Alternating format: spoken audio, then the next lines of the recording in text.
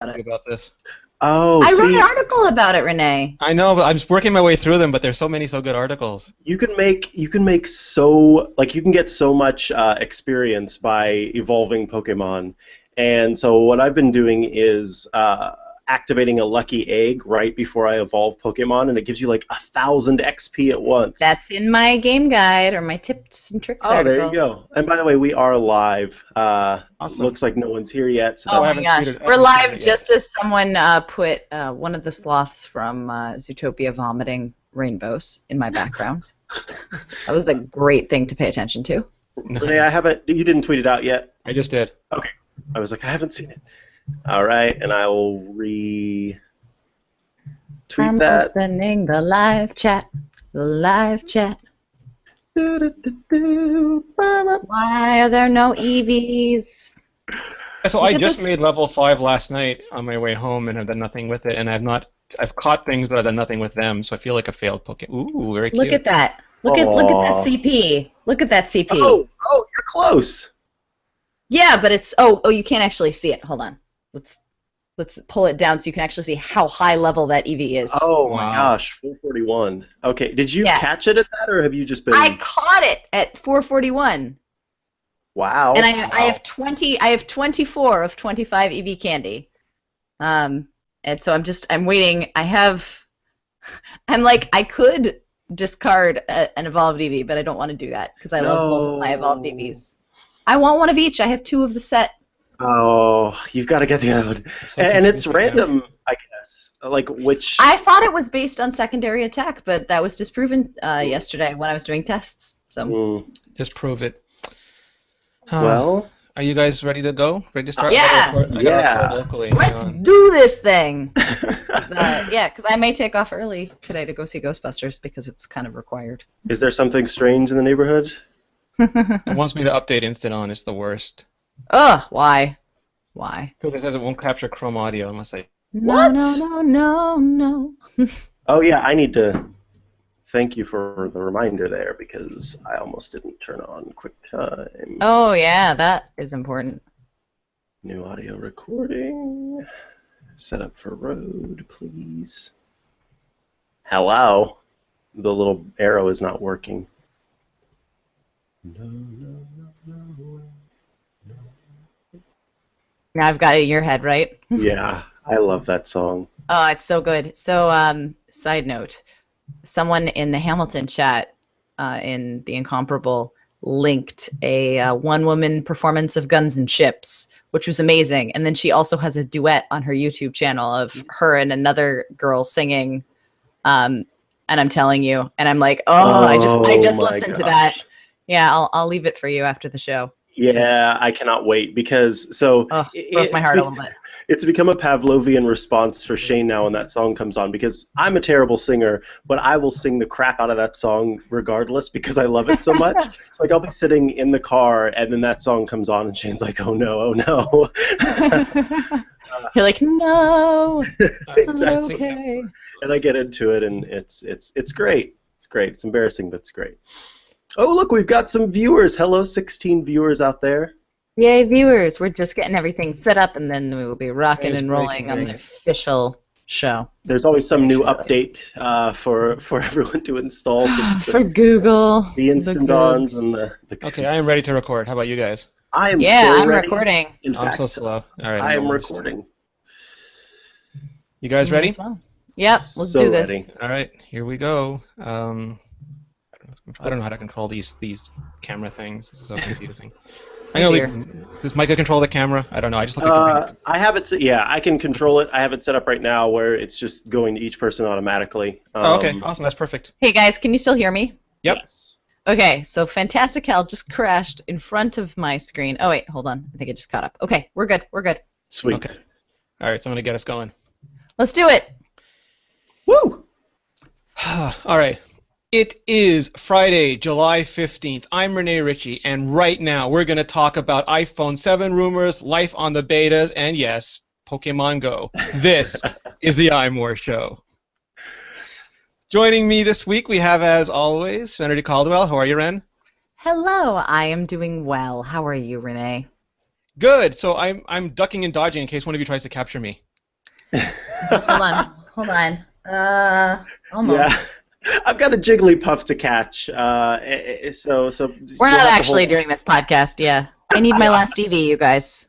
So yeah, so if you're worried about all the Pokemon Go coverage, we're going to do that last so that if you get your fill of iPhone 7 and you get your fill of the betas, you can exit gracefully and not try to burn the podcast down. But if you are interested in what is inarguably the largest gaming phenomenon in recent mobile memory, you can stay on for all the fun, and it will be fun. It'll be So much fun. Also joining us, I should say this right up front, Mikah Sargent. How are you, Mikah? Oh, hey, I'm doing great. I have caught some Pokemon. I've maintained my couch potato pride, but again, we won't talk about that until the very end. Happy to be here. Awesome, awesome. So let's jump right into iPhone 7. It's beginning to be that part of the year when the rumors escalate and you start getting supposedly leaked images, supposedly leaked videos, because when you manufacture something in the tens of millions, if not hundreds of millions of scales, they just start popping out like popcorn from all the factories in China. No. Pop, pop, pop, pop, pop, pop, pop, pop. So we get cases, we get displays, we get prototypes, we get all these things.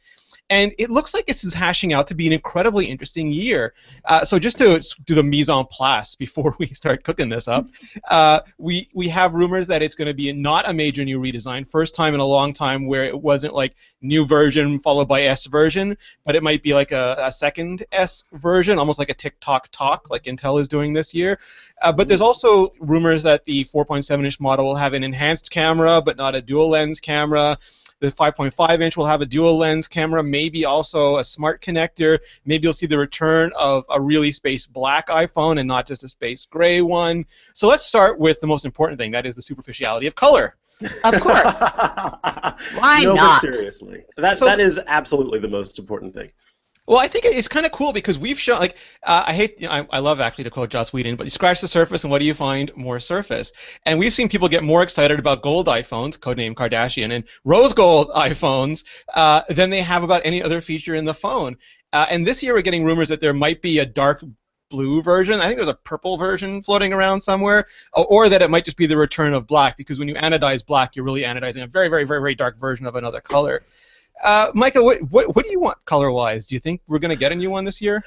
So I'm hopeful that we will get a new color. I think it will be the deep black rather than anything else. But I'll be honest, I wish that there were lots of colors coming to iPhone. I think it's fun. I can remember I was actually talking to somebody at WWDC about this. I used to have an iPod Nano. It was one of the long ones that actually had the camera on the back, and it was this beautiful green color. And green's my absolute favorite color, and it was gorgeous. And if I could have a like forest green iPhone, I don't know, I would be the happiest person in the world. And I usually would stick with space gray, but when I got the replacement iPad Pro, I actually went for the rose gold iPad Pro, and it's gorgeous. Nice. Yeah, I love it. I think it's really beautiful. Nice. The rose gold. And Rene, you have a deep black iPhone, don't you? Yeah, former iMore staff member Ali Kazmuha is actually, I don't know, I think we ever told this story. She's single-handedly responsible for the gold iPhone because she had some friends who did anodization. Black is the hardest color to anodize, gold is the easiest color. So they just started making a gold iPhone, and then she got some partners, and they're like, we need publicity. Let's give one to Kim Kardashian. And Kim started showing it off everywhere, and then apparently Apple's like, ooh, gold. Let's do Project Kardashian. So it's all Ali's fault. Totally Ali's fault. And they were having a hard time because black really is hard to anodize because it just requires a thick layer, and that means it's susceptible to chips and scratches, as Apple learned. So she did like a three coating military spec on my iPhone 5, and it was just total blackout, like Darth Vader color, and it looked fantastic. But Apple went the other way, and they went, but it was still susceptible to those sorts of things. Apple went the other way, and they reduced the darkness so that it wouldn't show the scratches and chips as much. Makes sense. But I love the look. I mean, the look is, it's a super popular look. You see cars like that. You see watches like that. Yep. Yeah, I mean, that really deep black just is, I don't know, it's sharp. It's sharp. So if that's what we get again, and it's darker black than we currently have with the space gray, I'm fine with that. Of course, like I said, I will always hold out hope for color because I think that it could be a lot of fun. And I know, people like to customize their devices already with cases and things like that. Some of us, and the 5Cs were a lot of fun. I never owned one because it wasn't like top tier device. My mom loved hers. It was like Andy Warhol pop art to her. Right? It's fun. It's fun, and I think the more fun that Apple can get with it, as long as it makes sense in terms of the supply chain and stuff like that, why not? Because there are going to be people who want that. I mean, it's shown with how Apple Watch bands are selling like hotcakes as well and slowly disappearing. And there are so many opportunities and possibilities of different bands that Serenity, could we see Blue Dalmatian in flower power? That is possible. I don't know if that would be a standard option, but. Well, I mean, I watch Stephen Hackett collecting all those old iMacs, and you just wonder when Apple's going to go back. More. Yeah, we need more. Could we see iPhones like that though? Could there be a rainbow iPhone and a spotted iPhone and that's probably aftermarket casing though. Yeah, I mean, we absolutely could. The question is how many SKUs does Apple really want to organize? How many different models? Oh, they could do it like Motorola. Did you guys see their new phone? You just pop on new backs. Yeah, and it could be something like that, although it might compromise the integrity of the phone. But there are, Motorola does offer, customizable options for its phones. And it's entirely possible that Apple could do that, especially considering they have gotten much better at managing multiple SKUs, given the propensity of these little guys. Yeah, how do we make that for the iPhone? I mean, like the bands are so easy. Yeah, those are badges. The bands are so easy to switch.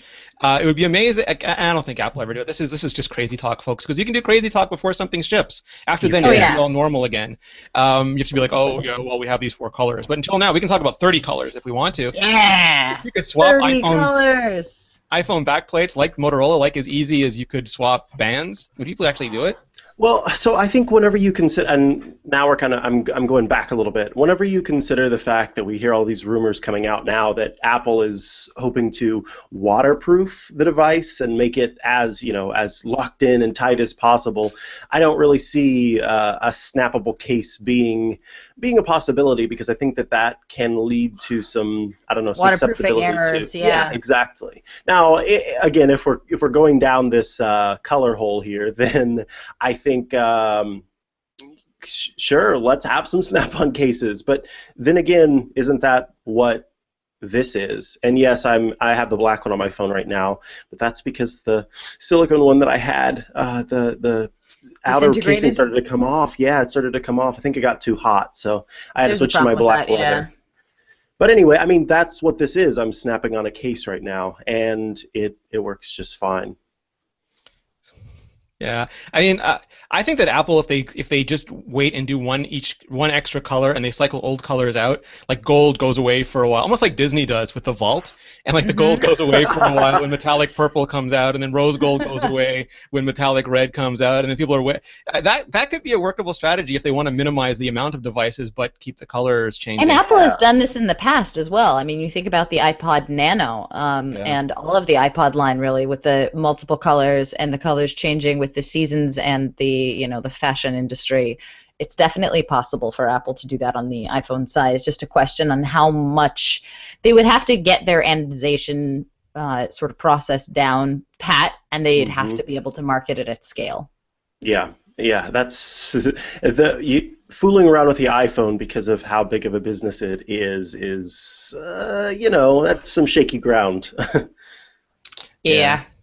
So waterproofing, you mentioned that. Is that a big? So I know this is a controversial subject, so I'm trying to figure out how to broach it. Consumer Reports just did this test with 2 Samsung Galaxy S6 Actives, which is supposed to be the more rugged version of the Galaxy 6S, which is already, or is it 7S? Yeah, 7, which is already waterproof to a large extent.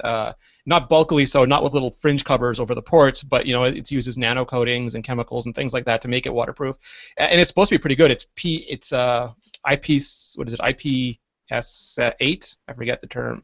One of those things. It's rated 8, which is one higher than the Apple Watch, and the iPhone 6S actually has a gasket and it has seals to make it more waterproof. Although Apple doesn't want to say anything about it because it's meant to be meant to lessen your chance of damaging it, not to prevent anything. But They're it's not more, encouraging you to take it into a swimming pool, or no. for instance, what we did with the Galaxy S7 when we tested it, put it under a waterfall. Yeah, and it was a little wonky, and now Consumer Reports put the active underwater, and it came out wonky as well. And I know, 2 units isn't a sample, but this and Consumer Reports, I don't like them based on the way they tested the iPhone previously, because I think a lot of that was clickbait, and not clickbait, that's the wrong term. A lot of that was attention seeking, and I don't know if this is any different, but it seems like a bit of a dodgy technology. It works well enough, but people then take it to extremes. Is this something you want? Well, one of the big problems that you have with waterproofing technology is that as long as there are ports, you're going to run into problems with waterproofing because you can only do so much to waterproof a port. You can like put a seal gasket over it, like a little flip open thing, but that's a pain in the butt. Honestly, the future for that, if Apple is really serious about waterproofing, then it's going to be a hand-in-hand step where it's not just going to be waterproofing, but it's also going to be looking at wireless charging. Because that's one of the reasons why the Apple Watch is so successful, is that it doesn't have any ports that are accessible to the outside air. You can magnetically charge it, and you don't have to worry about like pulling over something and plugging it in and worrying that that port is going to get corroded or crazy. Yeah, I don't ever see Apple releasing a device where you have to do a little flip thing because they're constantly, yeah, they're removing things all the time, and so that's adding something that I think it just doesn't make sense. But I don't know. I do think that that's the big problem. Whenever you say waterproofing, then the traditional people on YouTube who do the thing that they do will go on and try to make it, fail. It's waterproof. Right, it's waterproof. That means I can soak it at the bottom of that really, really, really, really deep lake that was created by a or Georgia takes a shark millions diving. of years I mean, ago. that's what will happen. Georgia will take a shark diving. Yeah, exactly. And that's not what it's supposed to mean. I mean, I think, I don't know, I will obviously take it to the extreme, and I don't think that's a reason not to do it, but I think that is something that obviously has to be considered. So yeah, I think whenever we have the fully portless device, that's the day when our phones will technically be waterproof, but I don't think that even then Apple's going to be like, this is a waterproof device. That alone doesn't seem like Well, Apple. it'll be like Tim, I'm showering with it, and the PR will go, no, don't say that. No, I'm showering with it. You have a dispenser of iPhones next to your shower. You just throw one away and grab an iPhone. Right, oh, exactly. Tim. He means well. He's super excited. I What about the cameras? So once again, so right now the iPhone 6s Plus, it has a better camera because it has optical image stabilization, which the 6s does not. But it's larger, and now the rumor is there's going to be a better camera, yes, on the iPhone 7, whatever Apple ends up calling it. But the iPhone 7 Plus will get this dual lens camera that might be wide angle and normal, or might be black and white for increased sensitivity in low light levels, and a regular camera. But it's going to have a super awesome awesomer camera either way. And is that going to get you to switch back, Ren?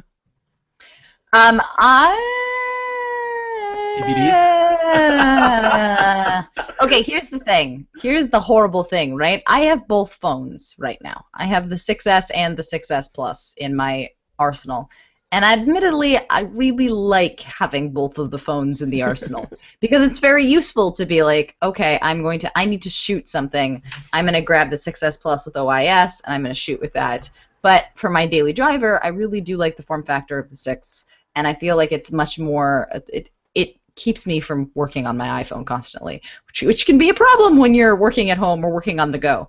But if the 6SS Plus, it starts sounding like a Nazi You name. just say 6. SS, yeah, 6. 6SE. Yeah, 6SE, 6SE. Dubs. All right, we're just gonna call it the 7 for now, and we'll figure that's a out the good idea. marketing later. If the 7 Plus has extremely improved cameras over the regular old 7, I might have to go with that as my camera device and then continue using my 6S as my daily driver, which is a weird concept to think It's about. like a DSLR, like a carry-on. Yeah. Well, I don't know. Well, it depends. It also depends on how much better the camera is, because the 6S and the 6S Plus, I don't see a dramatic difference between the two of them except when I'm shooting video. And especially when I'm shooting video for roller derby related stuff, and I do sort of roller derby tips and tricks videos. Mm-hmm. I almost exclusively use the 6S Plus because I know it's going to give me stable, nice video. So if it was something that was further improvements to video, but if it was a little thing like 5% more light in the 7 Plus sensor, I don't know if I would switch. I'd have to do some testing. Yeah.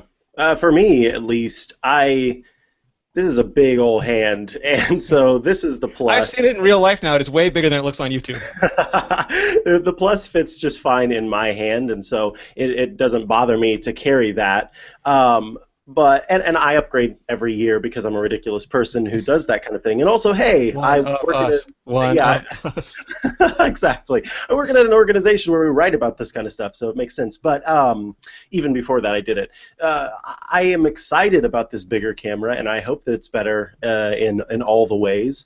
But I don't know. I am also of the mindset that whether you go for the Plus or you go for the regular, you should be getting some really awesome technology, and so I hope, and this probably runs contrary to what a lot of people might hope, but I hope that the cameras are pretty similar. Like, I can understand one having the optical versus digital image stabilization, that makes sense, but to like take it, to make just a 7 Plus, say, and make it like 25 times better camera, that seems kind of, I don't know. I think that small-handed people and big-handed people should be able to have similar devices. Now, if you make a 7 Plus SE or something like that, that has, it's basically DSLR quality photography and all this other stuff, or like a 7S Pro, I guess. Could we do that? Could we handle a third phone with a even better camera and no, because the iPad Air isn't going to stick around. Besides being a low-end model, you guys, Apple's not going to continue making iPad Airs. But there's the Mini.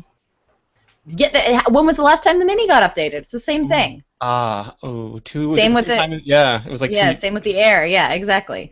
I mean, the Mini might still stick around. It might be a Mini Pro, but my point is, if there's going to be an iPhone Pro, that's going to be the future of the high-end line. It's not going to be a 7 Plus and a 7 Pro. Too much. That's a good point. Too much. I'm just panicking over what we're going to call the Baby or Pro. Itty Bitty Pro. It's Mini, Baby, Biggie. Okay. Okay. There you go, Mini, Baby, Biggie. Mini. Try to say that 5 times fast. Biggie, Biggie. Bitty, Baby, Biggie. There we go. Do we think we'll be able to do anything special with this camera? Is it just going to be a better camera, or are any of the rumors holding up on, like, I don't know, DSLR quality, multi-depth sensors and all that jazz? So I don't know if I want. So I want it to take better photos. Like, that to me is the bar every year. Like, I know people say they want DSLR quality, but that's a huge amount of glass to try to shove into a very teeny tiny Z index on these phones. So I just want better low light would be fantastic. Wide angle, either of those things. Like, I just want an elegant solution. I've seen some of the other cameras, and you basically switch from regular to wide angle, and that's okay. But that doesn't seem very elegant. Like, if I just want to take a photo, I don't want to have to sweat the details. You sweat the details for me. Detective, there are more people in the picture, and expand. Detective is dark and light and like blast that black and white camera. I mean, I just wanted to take better photos, and I think I would love depth of field, but I don't know if I need it where you press it and then it artificially tries to fake depth of field at different levels.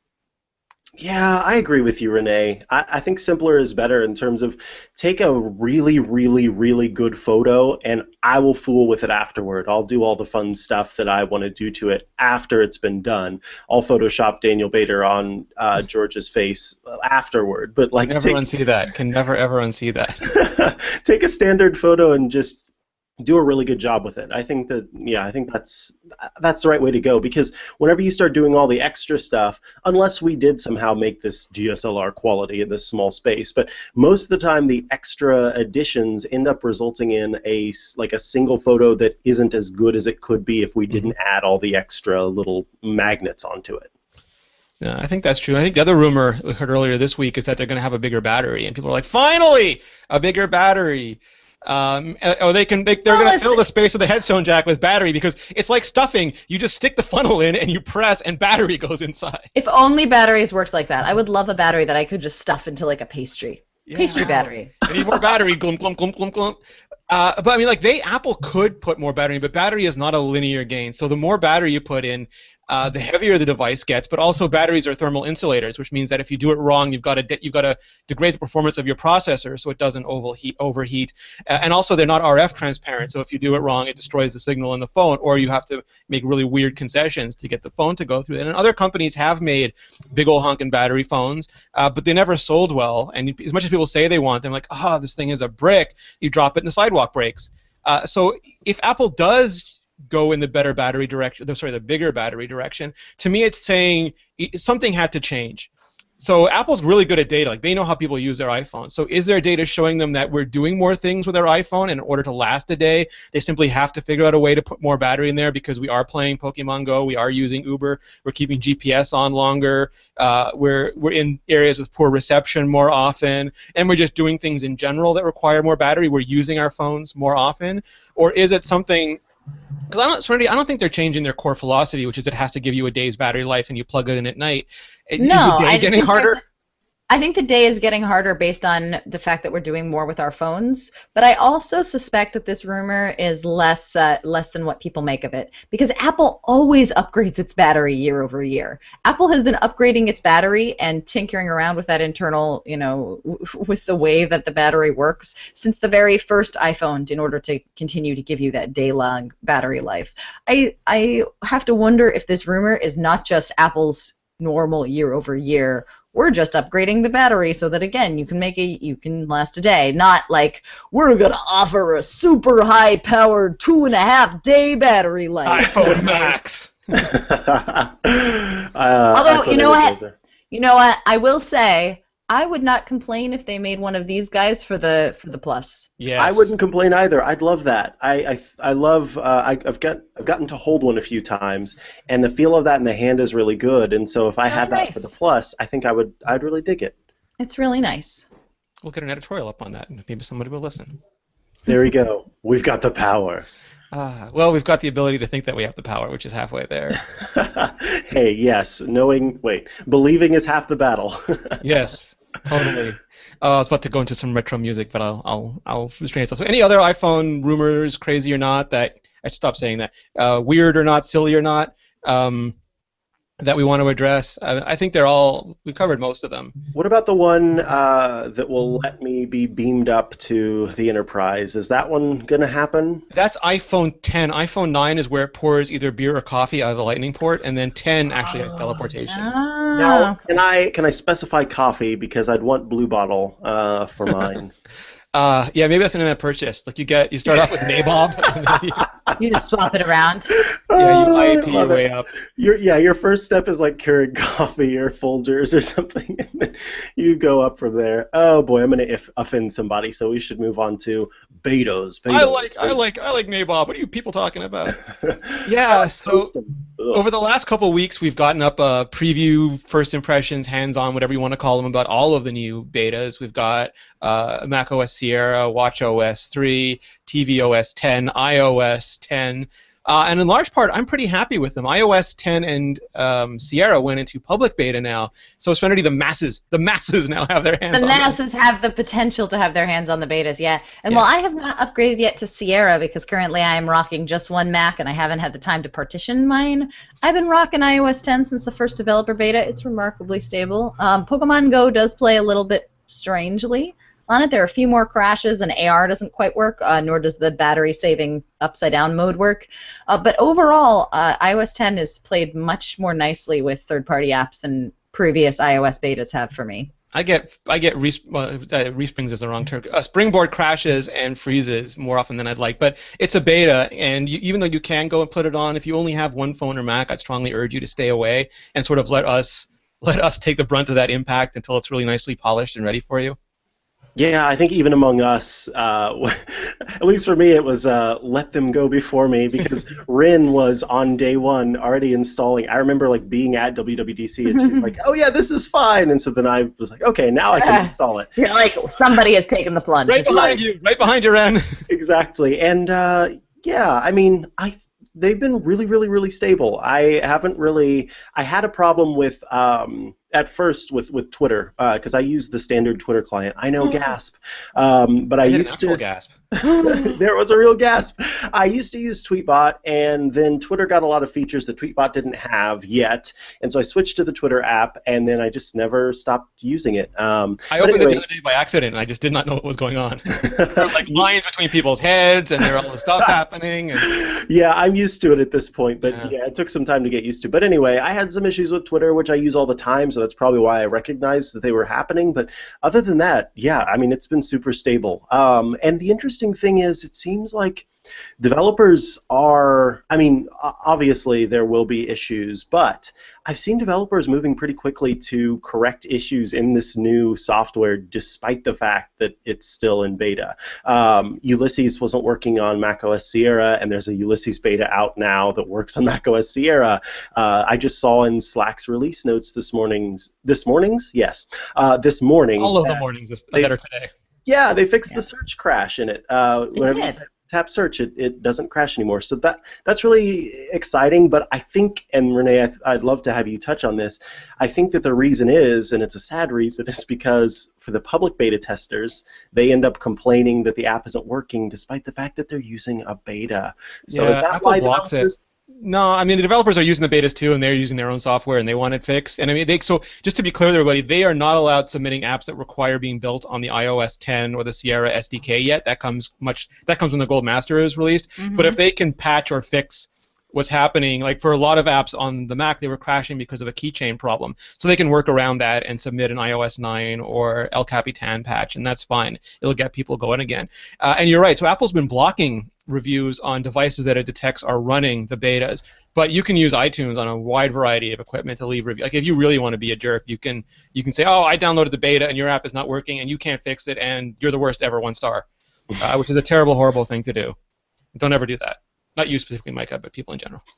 Yeah, you don't have to worry about me. I understand developers. I appreciate you. We're the ones who put on the beta. Nobody came to our house, installed the beta, made our app stop working, and then forced us to write a negative review. Right. I don't get that, but you know, I think it's just a lack of being informed. So gotta do what you gotta do there. I don't know. What's everybody like?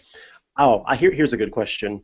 What is one thing that has like surprised you or has excited you that you didn't know was going to surprise you or excite you? Like something that happened that you were like, oh, this is actually really awesome, or oh, I didn't even know this was a feature.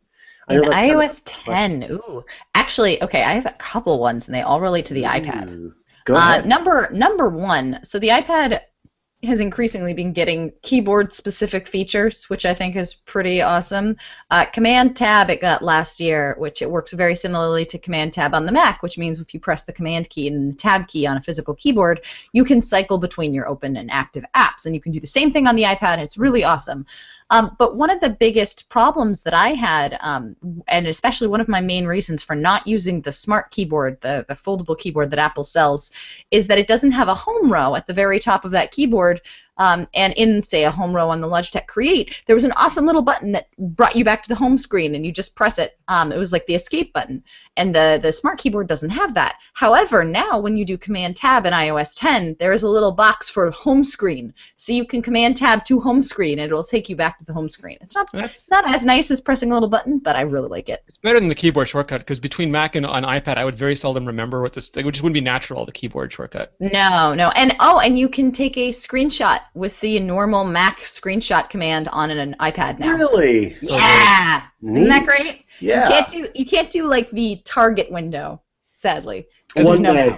Yeah. As much as the more I don't have to think about what device I'm on, the better it is for me. Like if it's a keyboard, I feel it. It works the way I expect it to work. That's why, like, I never got with that criticism about the different direction for the Command Tab versus the multitasking ray, because I want it to work like the Mac. I don't care if it looks different than the iOS one. It should just work. Yeah, I'm in Mac mode at that point. I press the button, it should do what I expect, and then go away, and it does that. So super happy. Yeah, and one other highlight is Swift Playgrounds, which is something that I thought I would get a little bit of enjoyment out of, and then maybe move on. Like I was really excited about it, but I'm like, this probably. And I've been playing with it a significant amount and really, really enjoying it. And it's available in split view, which is really, that's one of the first new apps Apple has released that also has support for split view. Usually they've been pretty bad about So cool incorporating their own because technology. it works with split view, but it also internally functions in split view because you have the code on one Yes. side, the playground on the other. You can use this, the intuit, like the same way you use split view in the system, you use it in the app. Like you can make them either side full screen. But what I love is you turn it vertically, and it doesn't do the two narrow columns side to side. It switches to top bottom, which I think is way better in some circumstances. And I wish the system would do that, but I don't know how it would intelligently know. Maybe developers could hint, which would be the better way to do it. But I want that everywhere. Yeah, I like that the top and bottom thing. I think I'd love to see that come to other apps. So does that cover yours, Ren? Yeah. And Rene, what about you? What surprised you?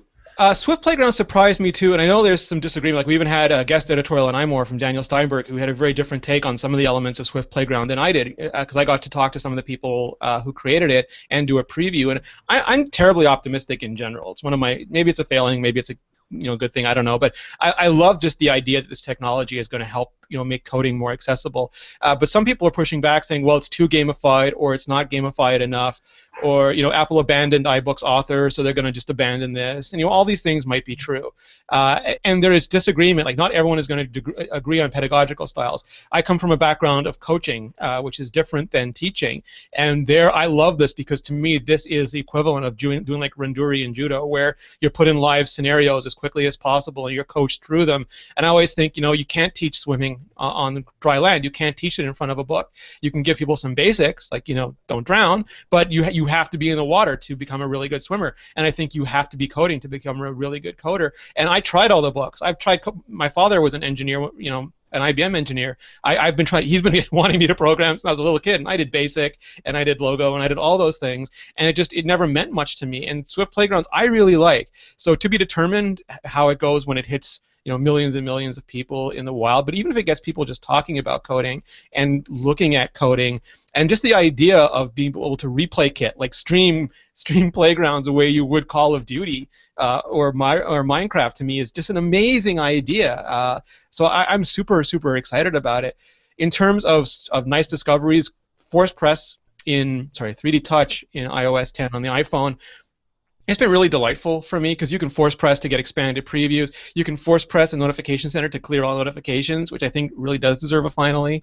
And there's a bunch of little touches like that where you just discover them while you're using it, that you can do these cool little things. And I'm super happy about that. Yes, and for those who are using the macOS Sierra beta, there's also, if you have a Force Touch device or a 3D Touch device, whether that's the Magic Trackpad or the one that's built into the MacBook Pro, you can actually 3D Touch the X in Notification Center, and it'll clear all of your notifications, not just the ones that are from today. What about you, Mikah Sargent? What have been your beautiful, wonderful surprises?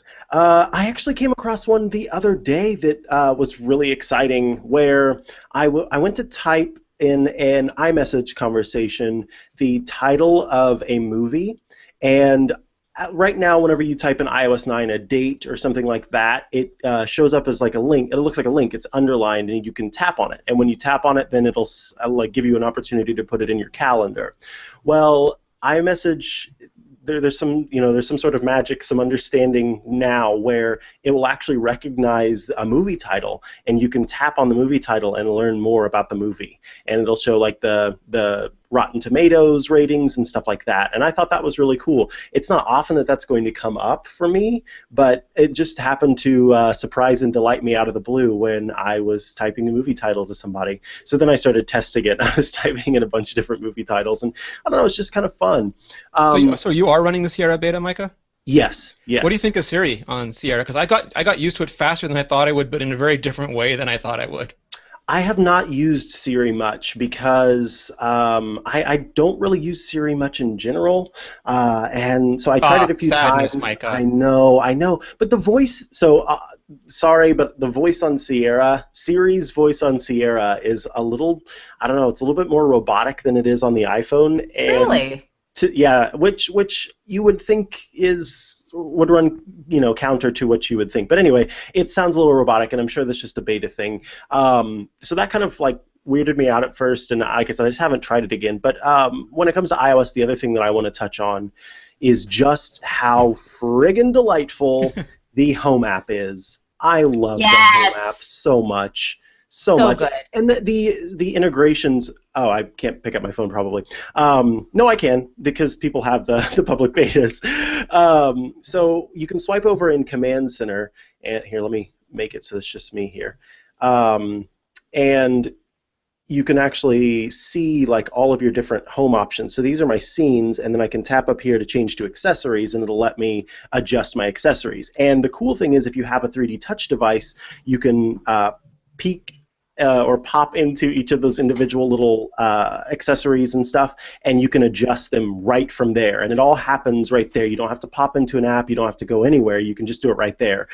So I got some plugs from iDevices, because it's one of the few plugs that do HomeKit, that have HomeKit enabled.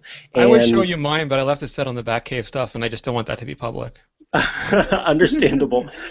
And I set them all up within the Home app, as opposed to through the individual apps that you can use, the iDevice app. Those have always been horrible. Yes, those individual apps, except for Hue. Hue at first was terrible, and then it got a lot better. But you can set up your accessories and your scenes and stuff all from within the Home app, and it's incredible. And my favorite thing about the Home app is a silly little thing, but you can set up a photo in the background. So there I've got, that like represents my home, and that's my dogs. So are we pro wallpapers in the Home app or anti-wallpapers in the Home app? I'm undecided. I'm pro, because I love, like, that's my living room, and that's actually my couch with my pillow on it. And then, oh, I haven't set up hallway yet, because I just now set those ones up. Oh yeah, and then this is bedroom, and that's whenever I was listening to Beyonce's Lemonade, and so I set the hue lights to a lemon yellow. And I was going to go with an oh my.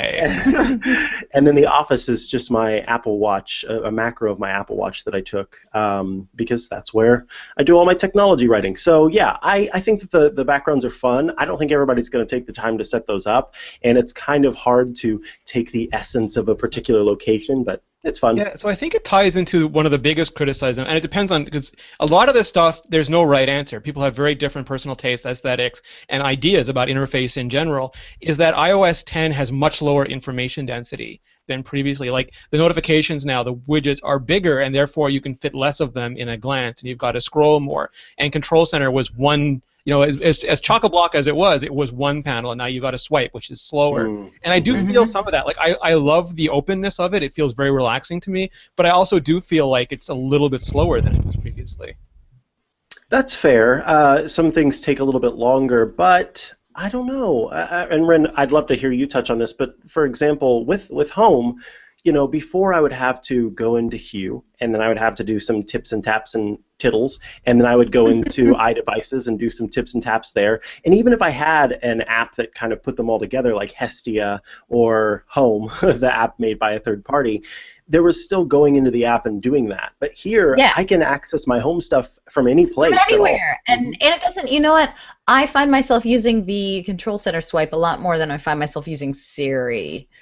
Which I feel bad about, but Siri, I mean, for whatever reason, when it comes to home stuff, Siri is very slow sometimes, and also it allows me to very quickly adjust, you know, multiple lights. I love the tap and hold to move, and experimenting with it on. So if you 3D touch onto a light, right, it pops up with a dimmer, so you I can had not tried that. Yeah, one tap, and then you just drag up or down, and it changes that, and then another tap will get you into colors. And it works on the iPad, too, as a long press as opposed to a 3D touch, and it's lovely. Is there any world you cannot make better, Serenity Caldwell? Whoops! I messed up. So if I tap on that, then I hadn't can even tried that. Change the brightness. Yeah, just and like then you that. can just drag. Well done, Home team. Well done. Right? This is such a beautiful. Cool, it's so great. It's so great. So yeah, and I think... Go ahead. No, I was going to segue a little bit. Go ahead. Yeah, no, I was just going to say, in terms of the swiping and Control Center, I do think that there are things to improve there. It's still very hard to select side dials, like the brightness switch. But I imagine they will figure it out, and they'll make it a little bit smoother for the final release. So we have a question from our wonderful chat room, and yes, we are broadcasting live. Micah set us up to broadcast live on YouTube, so you can actually watch us while we record the show and see all the mistakes that are generally edited out of the show. Thanks, Jim. So this is from Kevin P, and he'd like to know, Serenity called, well, will there be a new watch in September? And this is a big question for me, too, because watchOS 3 is so great, I feel like they could slide into March now if they wanted to. You know, I'm in the middle of writing an article about this, and I am divided on it because I do think that watchOS 3 is good enough that they could hold off, they could move the watch away. But here's why I don't think Apple is going to do this. The way that WWDC is timed, all of the software betas come out in the summer, and when we glide from software beta process into Gold Master, I think that it might be a mistake to release a new product 2 months before the next software beta comes out, right? If you release watchOS 3 in June, and then let's say, you have the beta of watchOS 3 in June or July, and then you don't get the new version of that hardware until April, and then 2 months after that, there's a brand new thing for developers and users to potentially play around with, that it feels like the cycle is off in a bigger way than, say, it would for an Apple TV type product. And the other reason that I'm a little concerned about it is the Apple Watch's relation to the iPhone. And I think eventually we'll get to a point where the watch can kind of stand mostly separate from the iPhone, but it's not going to be this next generation. It's simply, our technology has not progressed far enough that I don't think the next version of the Apple Watch is going to fit a cellular antenna, a GPS antenna, and a big enough battery to still power that for 24 hours. Apple is probably still working on the battery option and maybe GPS. So for a while, it's going to be tied to the iPhone. But Serenity, you're breaking my heart a little bit for purely selfish reasons. Like I just don't want that many products in September. I mean, there's I know. and watches well, and that's what I'm also. So I was saying like the pros of like why, or rather the cons, like why I don't think that it's going to move from September. But the pros are definitely Apple has kind of painted itself into a corner with releasing all of these products right before the holiday quarter. Yeah. And I know their plan. Like I understand the reasoning for that and the rationale, which is we're releasing brand new products right before the holiday quarter. Guys, it's great, but I do worry about what happened last year, where we got a whole bunch of things stacked, like September, October, the November. The battery case was December. Bam, bam, bam, yeah.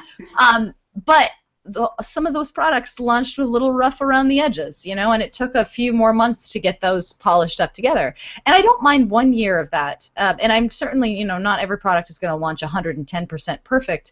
But I definitely think that Apple took some lessons from that and is saying, you know what, guys, maybe we should balance this a little bit more. But that worries me because in terms of products that absolutely need to be released in September, we've got the iPhone. That's a must-have. And I'm assuming the Apple Watch is going to go with it.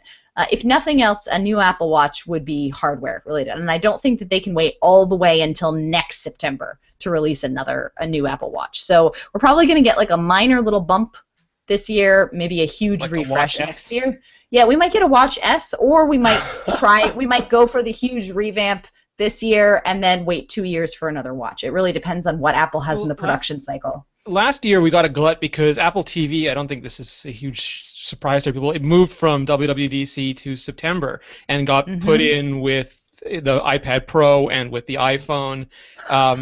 And with new watch bands. This year, MacBook Pro largely was expected at WWDC, and it sounds like that is going to end up being in September too. So then you have this thing where you have new MacBooks, which weren't really a concern last year in September. Definitely a concern now. Yeah. Well, so here's how I think it's going to break down. I think we're going to get I don't have any data behind this, but I'm just guessing. September, I think we're going to get a new watch and we're going to get a new iPhone.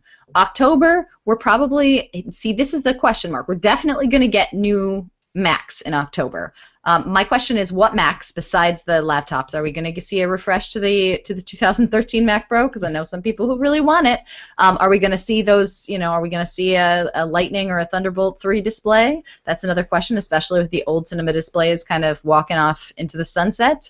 And I think the biggest question is whether or not they're going to update the Apple TV for 4K support. Last year, it did not make sense to update to 4K because there simply wasn't enough content. This year, I still don't know if there's enough. I don't know if there's enough of a real a demand to update the Apple TV. I think we might hold off on an Apple TV hardware update until next year. Would I be a And horrible just person if I said I'd rather have HDR than 4K at this point? Yeah. I mean, I want no. both, but But that's HDR is another more thing. impressive. It's that again, content hasn't necessarily been optimized for these Yeah. formats. So it's a question of whether or not it makes sense to update the box. And the Oh, this box is isn't pretty need. This good. is want. It's pure Yeah, want. of course, of course. But yeah, the box is pretty good as is. The next version of tvOS looks good, and arguably the next step in Apple's Apple TV domination strategy is a software-based move, is talking about subscription services, not a hardware-based move. Yeah. So we might see the Apple TV kind of step away from a hardware refresh this fall, which is good.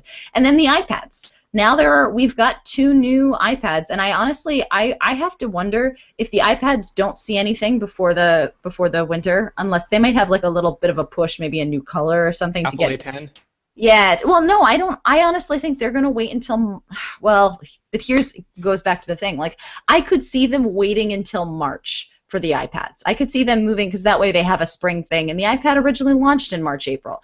But that goes back to my original concern, which is if you move the iPad to the spring, then you move it off the software launch. Then you have a beta 2 months later. Well, they did Baby Pro this spring. Well, yeah. Well, but Baby Pro was running the software that iOS 9 Yes. had premiered and didn't get anything new. And the iPad Pro was kind of carrying along that. But, I mean, one of the things that's been speculated wildly, and I've talked to Federico Vitici of Backstories a fair amount about this, is iOS 10 doesn't have a ton for iPad-specific Pro users. It has, split-screen Safari and those new keyboard shortcuts I talked about and Swift Playgrounds, but there's not a ton for people who are like, I want to make this my Pro machine. I want to be able to select multiple images from iCloud Drive, guys. Like, there's a lot of little things, and I've written articles about this, that Apple could fix to make this a really, really good portable computer. And I wonder if they move it out of the holiday quarter, because the iPads just don't, the way that the iPads are selling is much more like Macs and much less like the iPhone Watch.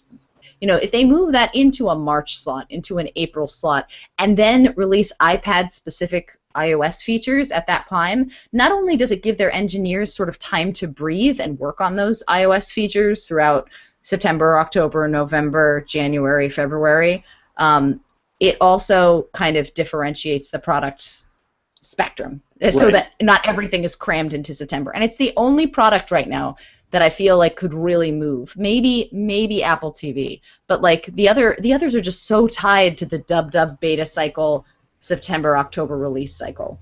The iPad, I think, what's a way to put this? I think the iPad still suffers from a large disagreement within Apple about where it should be positioned. So for a long time it was, we've got to keep it easy to use versus we've got to make it more powerful. We've got to make it into more of a computer. And so that led to the concession that was iOS 9, which had some of those features.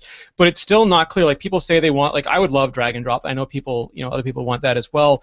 But there's an argument inside Apple that it cannot become a Mac. Like, we have to be able to evolve it to be a better iPad. But the Mac is better at what it does. So just taking Mac paradigms and throwing them on the iPad is not the answer. And I think until someone wins that argument and there's a clear direction for the Mac, it's sort of not that they don't have time, it's just we don't know what we want to do with this yet, so we have so many other things to do, let's just do those and get those sealed for iOS 10. And then if we have a clear winner either way, we'll do that for like 10.1 or 10.2 or 10.3. Otherwise, we'll punt to iOS 11 and try to figure out what we're going to do for then. I think that's both sad, but also, probably the best they can do at this point. Yeah. Depressing. Micah, make me feel better. Is there a new game or something that I can lose all this angst? Yeah, well, funny. Well, I don't know. I think we've spent a week being a little saddened by your response to this, but there's this really awesome game out. Awesome in that it is the most popular game in the U.S. Is that how that goes? Everywhere. It's like 100% search saturation in the Philippines, which is, I've never seen that. What? That's awesome. And I was looking at Google Trends. It said Philippines 100%. Wow. And so this game, it's called Pokemon Go, and there are a lot of people who care about this game and are playing this game and want to learn more about this game. And so, we've written a few stories about it, right, Ren? Just a few. Actually, we really haven't, in the grand scheme of things. So I think we got a couple of complaints at iMore because on Saturday we started writing Pokemon stories as a large point because I started playing the game and I'm like, hey, I have these questions. no one on the internet wrote about them, so I'm going to figure them out myself. I figured them out, and then I'm like, no one on the internet has still written about them. I'm going to write about them so that people Googling how the heck do I track Pokemon can actually figure out how to track Pokemon correctly and not with misinformation. So I wrote a couple stories over the weekend just being like, well, this will help. And then those stories, I've never seen so many people searching for that stuff in my life. It was just kind of like, and at iMore here, we don't get paid per page view or anything crazy like that as writers. It's not like, oh, I need more page views. Yeah, no, there's no incentives. We're all salaried. But the thing about it was realizing that so many people needed help in this area, and they were people again that we've always served tangentially. We always do game guides on weekends. But for this, we were really seeing such a demand for this content that we just wrote a bunch of stories on Sunday, because it's like, well, people are searching for these things, and there's really no definite guide. And all of us, myself and Mikah and Lori had all been playing essentially all weekend, and we're like, well, we'll just sit down and write, the stuff that we've learned and how we've figured it out. And eventually the gaming sites will get on board, but at least we can provide some help to people while we can. And the vast majority of people hitting the sites were like, yay, thank you, this is awesome. And we also heard from some of our regulars being like, oh my god, my eyes, why are you writing about this thing for 10-year-olds? My RSS is clogged. Yeah. Just for everyone's edification, as of right now, as of today, Pokemon Go is trending at 77 on Google. Porn is trending at 41. And that's usually your barometer for the popularity of the internet at any given time. So this is How close to popular double. is porn? Yeah, this is close to doubling porn on the internet, which, I don't think people... I wrote that Swift preview yesterday. It got 1/1000th of the views of, I think, our worst Pokemon article. Oh my god. Which is crazy. So this is the thing, is that iMore, we have always been focused around helping people in and around the Apple ecosystem. So that largely means we're working on helping you use your Apple device. But it also means we start doing more tangential things. Like Mikah, one of the first pieces that Mikah ever wrote for us before he was even fully a staffer was a how-to guide on using Snapchat. Because Snapchat's a big part of iOS. And we've written game guides, on Candy Crush before, and different tips and tricks guides. Or Apple Music, which is, you could argue, oh, well, it's an Apple product, but it's still tangentially related. It's not a hardware product, and it's not necessarily something that comes built in with the system. We probably wrote 75 articles in 2 weeks on Apple Music. So, I feel for the people who see all the Pokemon content and they're like, oh, I don't care about Pokemon. Isn't it a game for kids? Why is this flooding my feed? But know that we understand where you're coming from. Yes. Definitely, yes. it sucks when there's a flood of content on your favorite site and you're just kind of like, I just don't care. I don't care about the Apple Watch. I just want to hear more about the iPhone and the iPad. We got that too. Our big crisis was when we were the iPhone blog and we were writing about iPad, and people were like, your name is the iPhone blog. How dare you write about the iPad? Make an iPad site. Yeah, and nobody blinks. No, Macworld had that problem for a long time. When the iPhone launched and we started writing about the iPhone, everybody was like, you're Macworld, not iPhone World. Why don't you stop it? So Can't you read your own name? Yeah. So here's the thing. Again, it's like I may make funny voices when I talk about those complaints, but I do feel for people who are a little blindsided by that. But we were honestly blindsided too. We had no idea this game was going to be this popular, or that people would be that interested in getting help content for it. And the wave is dying down a little bit. We are still covering. We've gotten feedback, Serenity Caldwell, that your game guides have been helping people more than the traditional gaming outlets. That they find them more concise, more informative, and more helpful, I guess is the right word. Which I'm really glad to hear. I mean, the thing that honestly that got me to start writing about Pokemon Go, and I'm really, I'm the problem for this, guys. So if you want to blame anybody, you can blame me for starting the Pokemon craze. Was that I was looking on Reddit and I was looking on the internet trying to find good sources because I was trying to learn how to find the game. And I kept on hearing, I was playing with my fiance and I was playing with a couple of his friends, and I kept on hearing them repeat misinformation on the internet about oh, if you want to track Pokemon, you just watch until the little box blinks and the box is going to tell you whether you've gotten closer or further away. That is wrong. That is not a true statement. The box only blinks to let you know that it's updated the nearby Pokemon register. It doesn't blink orange or blink green if you're going, it's not hot and cold here. The only way that you can tell if you're tracking Pokemon is if you open up this lovely box here, whatever's in the top left corner is going to be your closest Pokemon. And as Pokemon move up this list to get to the top left corner, that's how you know they're closer. Just a little bit of trivia. But that kind of thing, seeing people wrong on someone is wrong on the internet, that is honestly what spurred me into action, being like, I don't want all of these people to read wrong things and then go get frustrated about the game. The game is already lagging under the immense strain of people wanting to play it as is. So I was really kind of motivated by just like, I just want people to have fun with the game and have a good time. We take it seriously because we don't want anybody to be unhappy, you know, so we do mention it. But when you look at the feedback, I think the current amount is like 2% of people are complaining about it and 98% are just playing the game or saying thank you for writing it. So there's this theory that, you know, anyone who likes something you don't is wrong, but it's just different tastes. People have different things they like, different things they don't like. Some people like Coke, some people like Pepsi, some like Marvel, some like DC, some like PC, some like Mac. This Nintendo versus, don't get them started with the Xbox versus PlayStation. This is just the way things work, and people loving something in no way takes anything away from you. Just let them enjoy it. Exactly. And the good thing, you know, if you are tired of the Pokemon coverage, which again, we understand, we do have a Pokemon-free RSS feed that you can find on our Twitter feed. Pokemon No, it's called. Yeah, Pokemon No. If you just want to make the Pokemon content disappear, that's fine. But, okay, so here, we're going to pivot here. Yes. Here is where I tell you on the podcast why Pokemon Go is really fun and why I'm enjoying it so much. And you may not agree with me by the end of it, but I feel like I'm at least going to give you my side and tell you why I enjoy it. So here's the thing about Pokemon Go. On its surface, it is silly, right? We are playing a game that originated in the 90s that I played as a kid and got very obsessed over as a kid, both the card game and the Nintendo cartridges. And it's, you know, the essential goal of the game is to catch these cute little pocket monsters and power them up and then make them fight for you against your friends and strangers. And on the surface, it's kind of like, okay, so I'm enslaving creatures and then leaving them alone to fight other people. Like, it doesn't seem like it'd be a very fun game. But here's the thing. Here's why it's good. Pokemon Go incorporates augmented reality, AR, and alternate reality games, ARGs, to get you out and about in your world and get you exploring places that you might not otherwise go in your hunt for catching these cute creatures or going to play with against your friends. In that, when you pull up your Pokemon Go game, you're on an augmented map, an augmented Google Maps map, and you are represented by a little tiny avatar that you can design to your liking, walking around this world and trying to catch Pokemon. And when you come across a Pokemon, you're very likely to come across Pokemon at these kind of points of interest stops that the game has created, and one of these are called Pokestops, which give you free stuff. Who doesn't like free things in a video game that you don't have to pay for? And then the other ones are the gyms, which is where you battle your friends, or if your friends own the same gym that you do, you can train at them.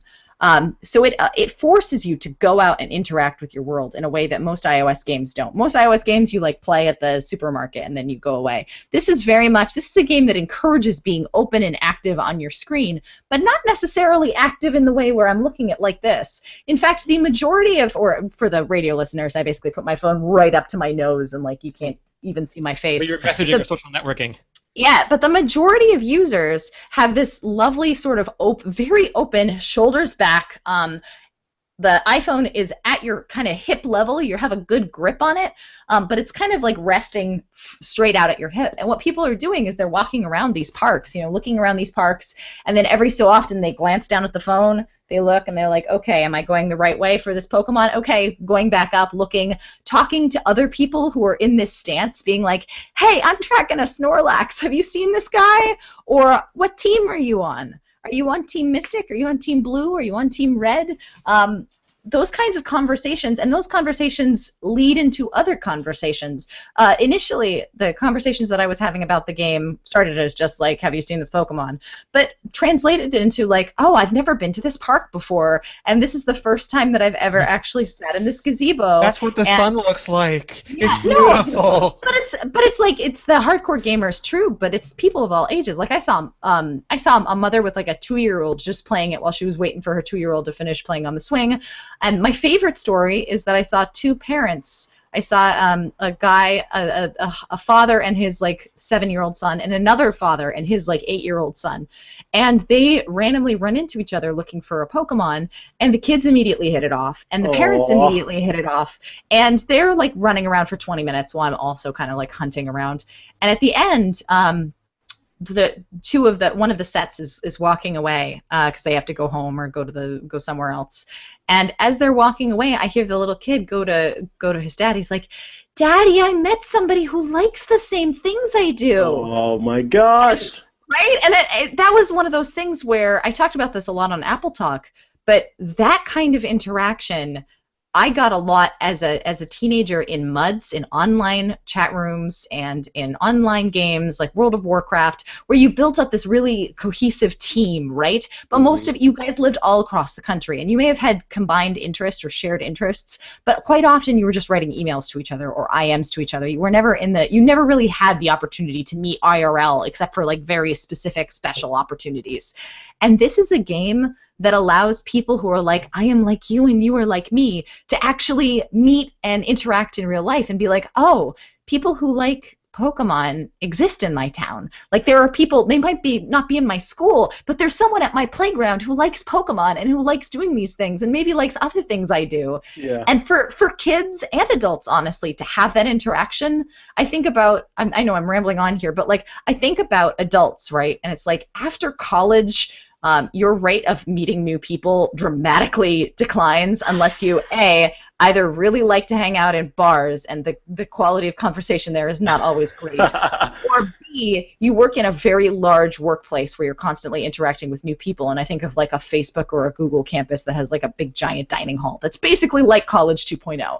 But like for somebody like me, who I just moved to, this area about a year ago, and I really, I work at home, so I don't spend a lot of time interacting with my community outside of like going to the movies, which is a pretty solitary experience, going to dinner with my fiance, or going to Starbucks and putting on giant headphones so I can work. And this game has I have met so many people who live in my town, and it's really strange, but also kind of awesome to be like, oh, these are the people who are not my immediate neighbors, but like the people who live a mile or two away. And I was like, there are people under the age of 30 who live in my town. This is a miracle. So what you're telling me is that Pokemon Go itself is a giant lure. It is. I can pretty much is. outside. Ding, ding. Ooh. So important question: what team is everybody on?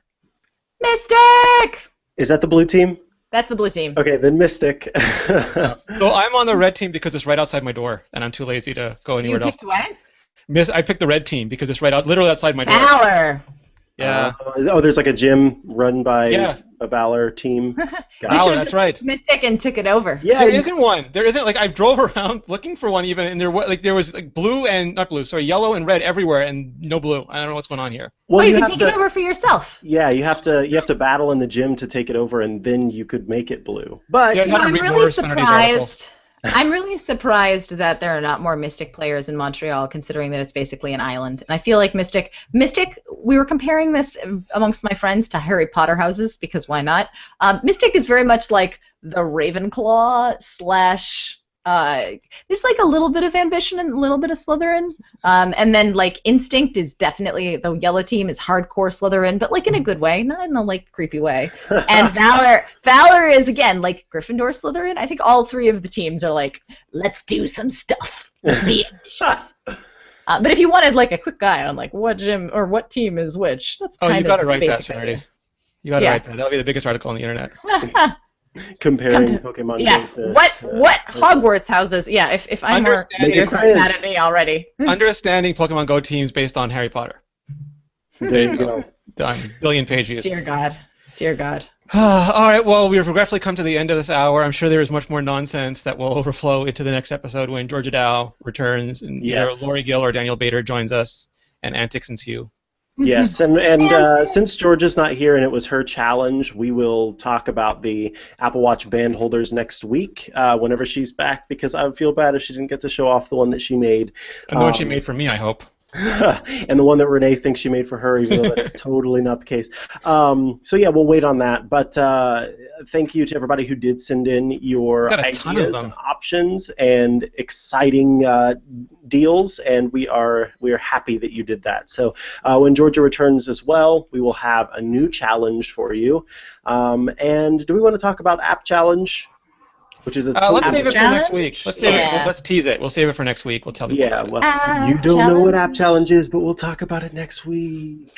Later. All right, Mikah Sargent, where can people find you on the internet, sir? You can find me, of course, over on iMore, but you can also find me on Twitter at Mikah Sargent.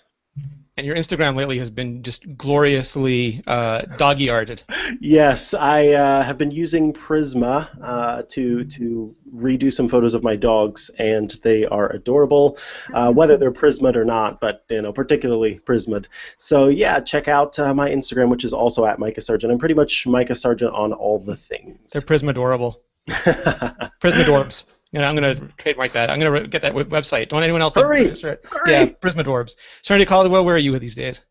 I am at Settern, Settern, on Twitter and Instagram, and on iMore.com, writing about Pokemon, but also about the Apple Watch. I do Awesome. other things too. And some iPad stuff every once in a while. And some iSaid stuff, yeah. Awesome. You could if she was here, you could find Georgia at Georgia_Dow. You could find Lori at Appaholic. You could find Daniel Bader at JourneyDan. Although I've tried it, and if you do it enough, Tweetbot will autocorrect at Bader to at JourneyDan for you. You can find me at Rene Ritchie. You can find all of us at iMore. If you haven't already, please go to iTunes. Please subscribe. Please leave a review. It helps more wonderful people like you find out about the show. And I want to thank you so much for joining us, especially people who joined us live. It's just the funnest way to interact with everybody. Yeah, a special shout out to Kevin, Daniel, and Manuel, who all left us comments in our live chat. Woo! Awesome. Awesome. Thank you, everybody, and we will see you next week. Bye. Bye. Yeah. Gotta catch them all. All right, and stop.